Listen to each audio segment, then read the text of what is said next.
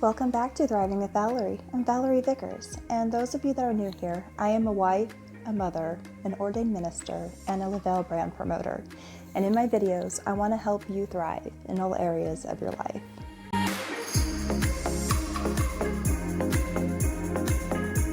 As I get into chapter 4 with you guys, I do want to say that I don't feel drawn to having to read every single word in this chapter. But I am drawn to certain verses, and I did highlight some in my Bible that I did want to read with you guys. So 1Kings chapter 4, verse 7. And Solomon had 12 officers over all Israel, which provided victuals for the king and his household, each man his month in a year made provision. I'm going to take a quick look at the number 12. There are 12 months in the Hebrew calendar. There are 12 tribes of Israel.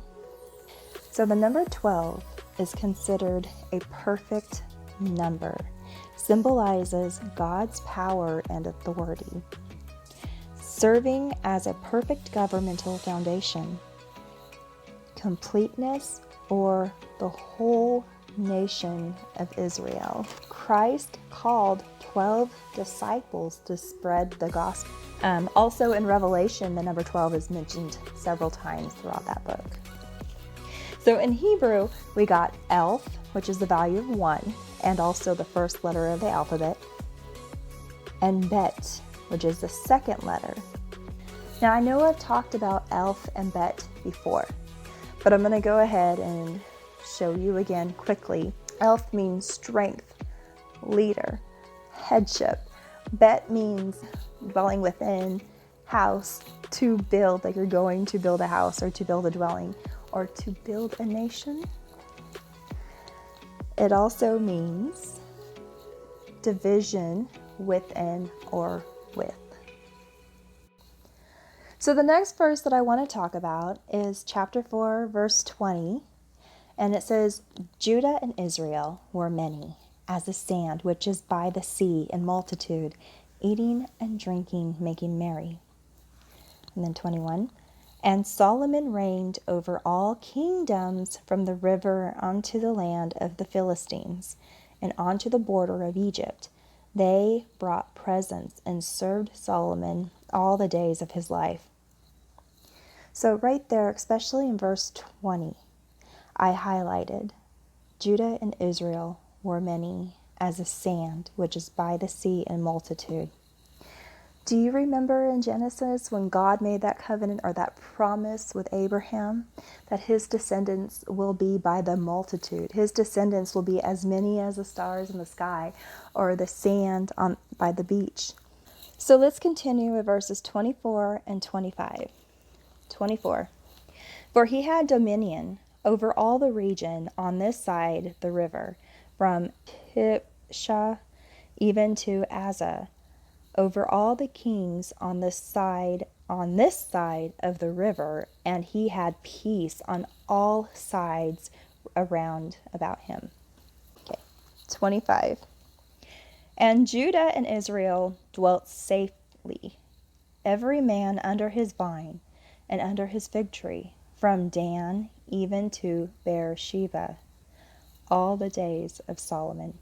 So Dan is from one border, Beersheba is to another border. It's actually like I think it's like the Palestinian border.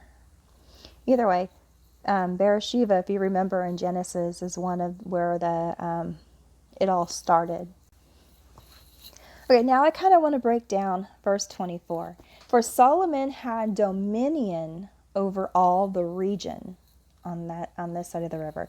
So let's break it down a little bit and ask ourselves, what exactly does dominion mean? Control, authority, command, mastery, proficiency, power, rule, administration. That sounds pretty good. And then in Hebrew, it means roden, which is Strong's number 7287.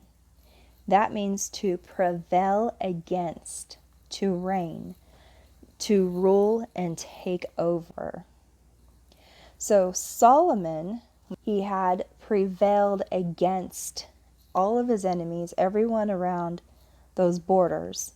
He had ruled and took over those borders. He had his administrative authority and command and control over all the region on that side.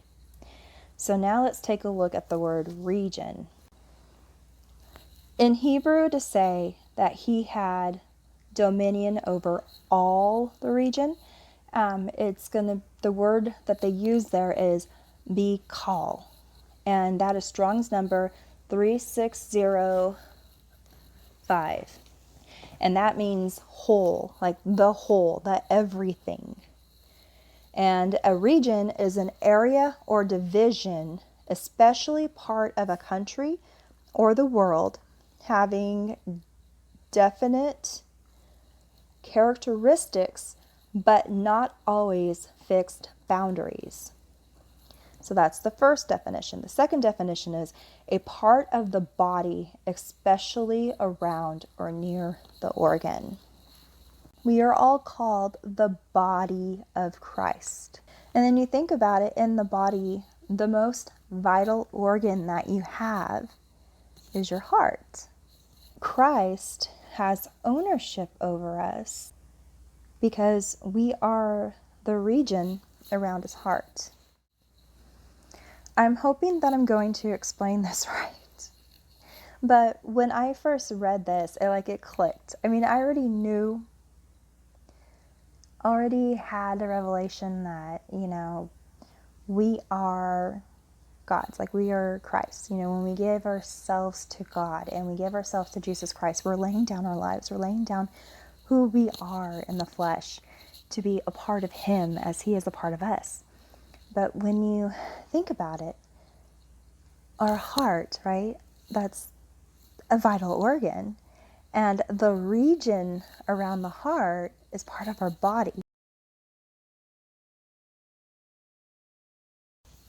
Okay, so not only did these unclean spirits have dominion over the region as a physical place, but also they had dominion over the region, the body. And in the body, that's where they dwelled, in the tombs. All right, stay with me. We'll keep going.